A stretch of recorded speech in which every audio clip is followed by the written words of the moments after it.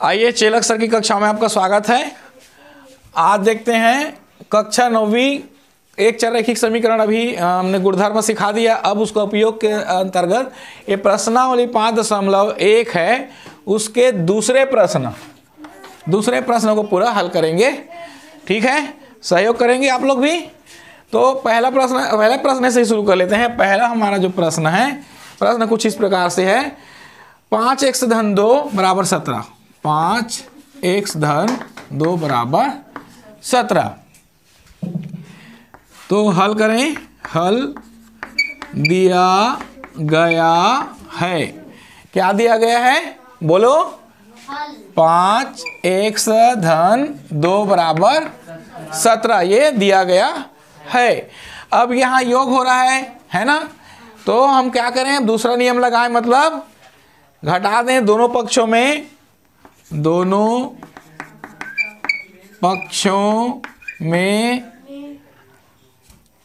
दो घटाने पर, जब दोनों पक्षों में 2 घटा देंगे तो क्या हो जाएगा?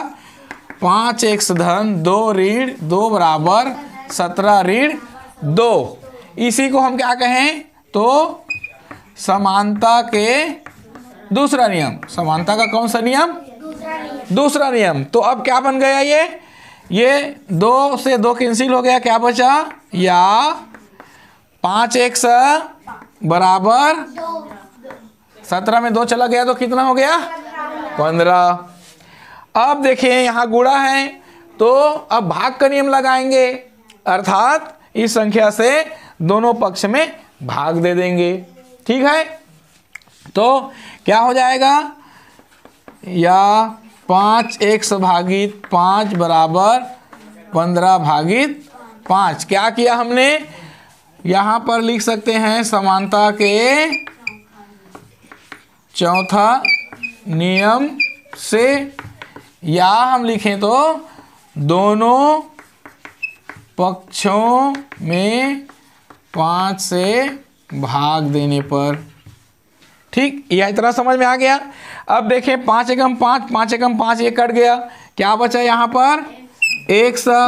अब यहाँ पर 5 एकम 5 और 5 तिया 15, क्या आ गया? x बराबर 3। क्या आ गया? x बराबर 3। ये हो गया पहला हल। अब दूसरा हल करते हैं।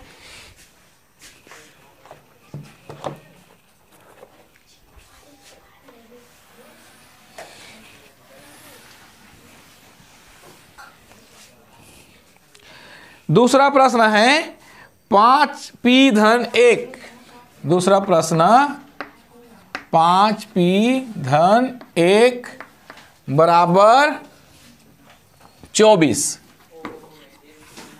ठीक है, तो हल करना शुरू करें। आप साथ में बोल भी सकते हैं हल। तो दिया गया है, क्या दिया गया है? 5p धन 1 बराबर 24। ठीक है जी। अब देखें यहाँ पर ये एक अतिरिक्त है, धन 1 लगा है इसमें, तो अब हम दूसरा नियम यूज कर देते हैं, मतलब धन ये ऋण 1 करने पर या दोनों पक्षों में 1 घटाने पर। क्या कहने पर? दोनों पक्षों में 1 घटाने पर, या कहें तो समानता के दूसरा नियम। हो गया, तो क्या हो जाएगा? 5p धन 1 ऋण 1 बराबर 24 ऋण 1 हो गया।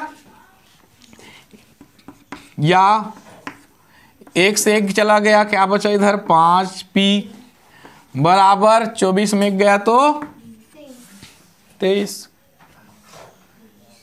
ठीक है जी।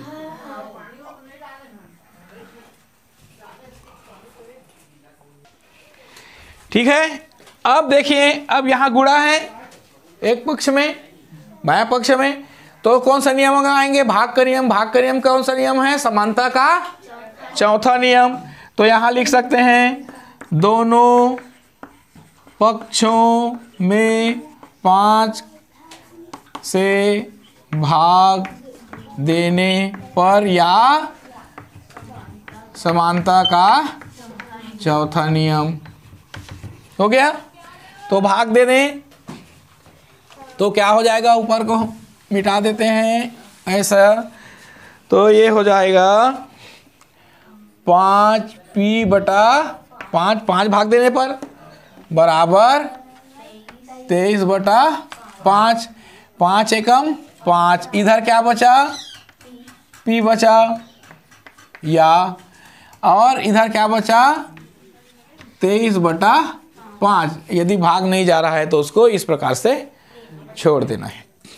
ठीक, तो p का मान क्या आ गया, 23/5 आ गया। अगला हल करें, समझ में आ रहा है ना। चलिए ठीक, अगला हल करते हैं। तीसरा प्रश्न है 4x धन 8x, 4x धन 8x, ये तीसरा प्रश्न, बराबर 17x ऋण 9, बराबर 17x ऋण 9 ऋण 1। ठीक है, तो इसी को पहले हल कर लेते हैं। पहले अब हल करें तो हल दिया गया है, क्या दिया गया है भाई, 4x धन 8x बराबर 17x ऋण 9 ऋण 1। तो ये दोनों ऋणात्मक है, तो 9 और 1 ऋण 10, और ये हो गया 17x बराबर ये 8 और 4 12x। तो अभी कौन सा है, यहाँ ऋण लगा है, तो कौन सा नियम अपनाना पड़ेगा, पहला नियम, समानता का पहला नियम। तो क्या हो जाएगा, यहाँ पर लिख दें, दोनों पक्षों में 10 जोड़ने पर या समानता के पहले नियम से, ये हो गया। तो इस प्रकार से क्या हो जाएगा, 12x धन 10 बराबर 17x ऋण 10 धन 10। तो ये इस 10 से ये 10 कैंसिल हो गया, क्या बचा इधर 17x। अब इधर देखें तो क्या बचा, 12x धन 10। ठीक है, अब देखो इधर धनात्मक आ गया है, या ये देखो दोनों पक्षों में ये राशि आया है। तो इस आधार पर हम क्या कर सकते हैं, ये राशि को दूसरा नियम लगा के घटा सकते हैं। यहाँ योग है, जुड़ा हुआ है, तो इस राशि को निकाल देते हैं एक तरफ का। तो फिर कौन सा नियम लगाएंगे, समानता का दूसरा नियम। तो 12x घटा देते हैं, दोनों पक्षों में 12x घटाने पर या क्या हो जाएगा, समानता का दूसरा नियम। तो 12x धन 10 ऋण 12x बराबर 17x ऋण 12x।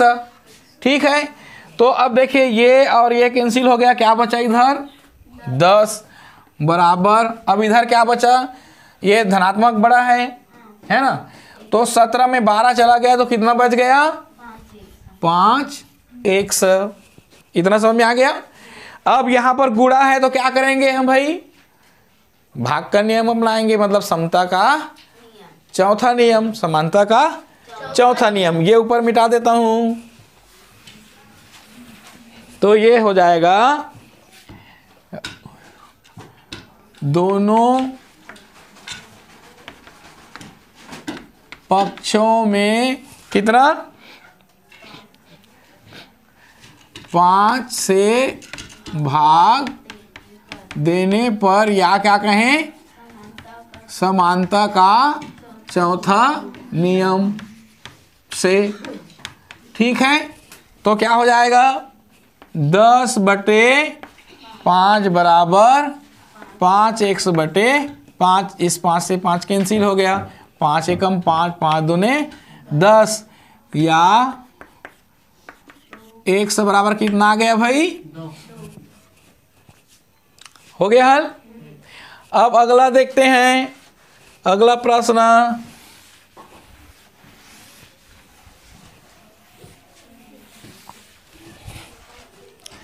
अगला प्रश्न है ऋण 7 धन 3t। चौथा प्रश्न, ऋण 7 धन 3t, ऋण 9t, ऋण 9t बराबर 12t, ऋण 5। हल करें अब, ठीक है जी। हल दिया गया है, इसको दो भाग कर लेते हैं। दिया गया है, क्या दिया गया है भाई? ऋण 7x धन 3t, ऋण 9t बराबर 12t, ऋण 5। तो ये यदि हल हो रहा है तो इसी को पहले हल कर लेते हैं। तो देखें, तो यहाँ पर ये ऋणात्मक और ये ऋणात्मक है, तो ये दोनों आपस में जुड़ेगा तो कितना हो जाएगा? 9 और 7 ऋण 16t। और ये सॉरी, ये तो नहीं है ना, खाली 7 है ये दोनों जो है ना, तो ऋणात्मक चिन्ह क्या है? बड़ा है, तो ऋण ले लेते हैं इधर। तो 9 में 3 जाएगा तो 6t, और इधर क्या है? ऋण 7 बराबर इधर क्या है? 12t ऋण 5 है। ठीक है, हम इसको ऐसे भी लिख सकते हैं, या ऋण 6t ऋण 7 बराबर 12t ऋण 5, ऐसा भी हम लिख सकते हैं। ठीक है, तो अब देखें, एक पक्ष को पहले देख लेते हैं, इस पक्ष को। तो ऋण 7 है, तो पहला नियम अपनाएंगे, तो दोनों पक्षों में ये क्या करने पर? 7 जोड़ने पर। कौन सा नियम है भाई? ये पहला नियम, समानता का पहला नियम।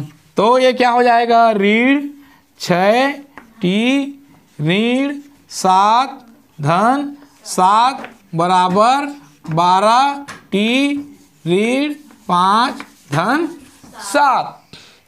तो ये इससे ये कैंसिल हो गया, क्या बचा? ऋण 6t बच गया यहाँ पर, बराबर। अब ये देखिए, ये बड़ा संख्या में धनात्मक चिन्ह है, तो धनात्मक आ जाएगा इधर 12t। अब 7 में 5 गया तो धन 2। ठीक है, अब चूंकि अब ये धनात्मक आ गया है, तो दूसरा नियम अपनाना पड़ेगा समता का, समानता का। तो ये क्या हो जाएगा? दोनों पक्षों में क्या करने पर? 2 घटाने पर, 2 घटाने पर, या कहें तो समानता का दूसरा नियम। तो क्या हो जाएगा? ऋण 6t ऋण 2 बराबर क्या? 12t धन 2 ऋण 2। तो ये से कैंसिल हो गया, क्या बचा इधर? ऋण 6t ऋण 2 बराबर 12t। ठीक, अब क्या करते हैं? देखो, दोनों पक्षों में ये अचर राशि भी साथ में, चर अचर दोनों साथ में है, तो इसी से एक बार क्या कर देते हैं? ये ऋणात्मक है तो जोड़ देते हैं।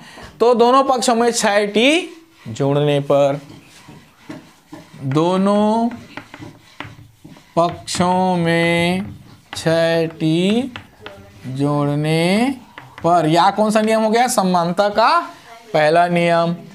तो ऋण 6t ऋण 2 धन 6t बराबर 12t धन 6t।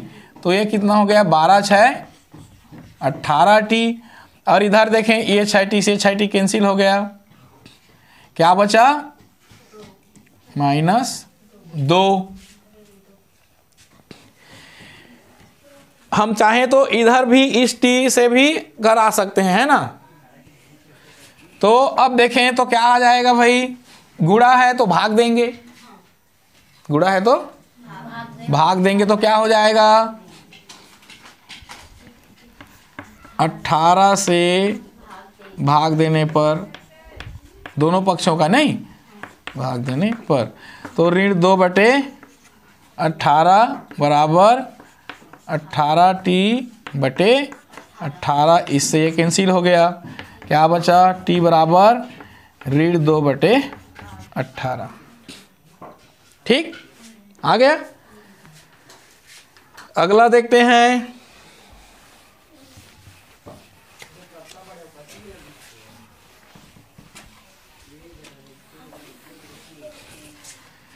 अगला देखें जी, अगला प्रश्न क्या है?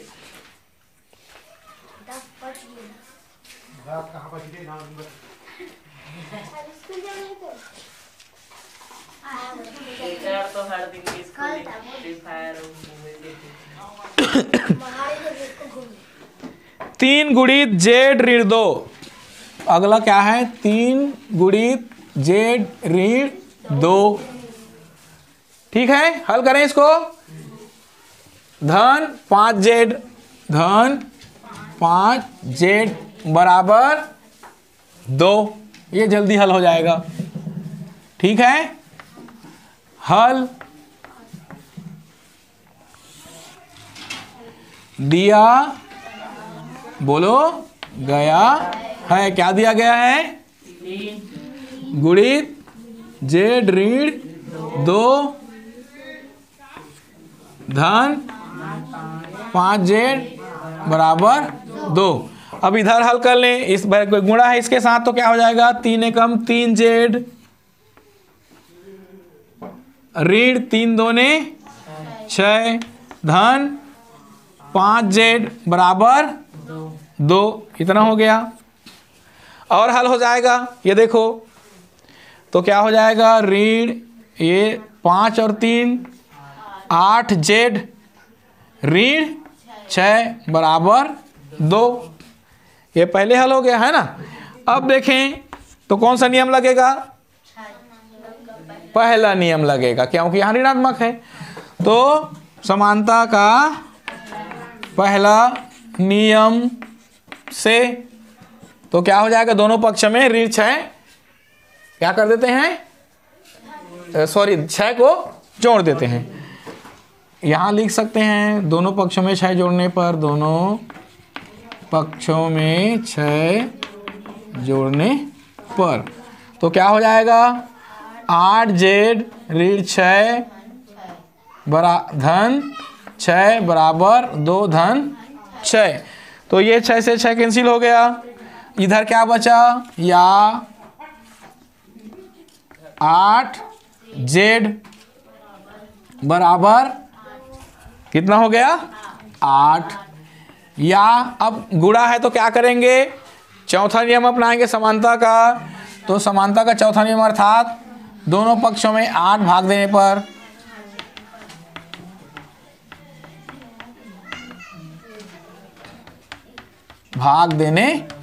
तो क्या हो जाएगा? 8z बटा 8 बराबर 8 बटे 8। ठीक है, तो ये क्या हो गया? कट गया। z बराबर 1, इधर भी कट गया, समझो, है ना। 8 एकम 8, 1 एकम 1, कितना आ गया? z बराबर 1। ये इसका आखिरी सवाल है, इसको हल कर लेते हैं। ठीक है,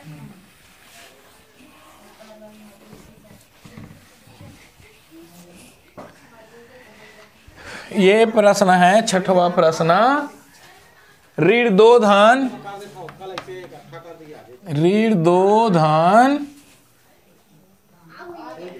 x धन 4 बराबर 8x।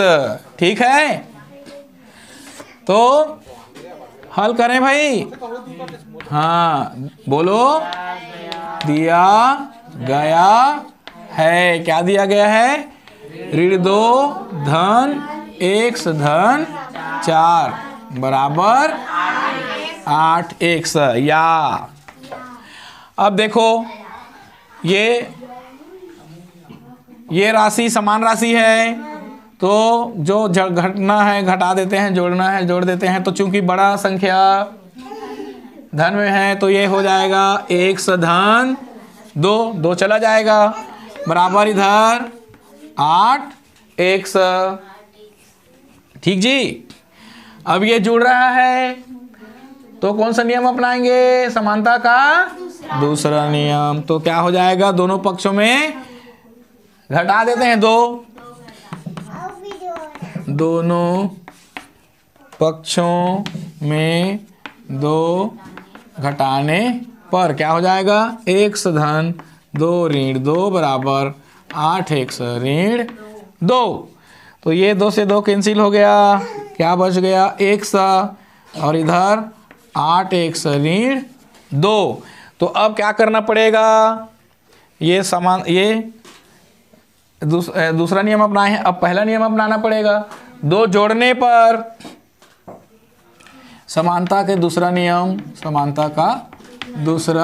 तो समानता का दूसरा नियम तो जोड़ दें तो क्या हो जाएगा? x धन 2 बराबर 8x ऋण 2 धन 2, इससे एक कैंसिल हो गया। x धन 2 बराबर 8x। ठीक है जी।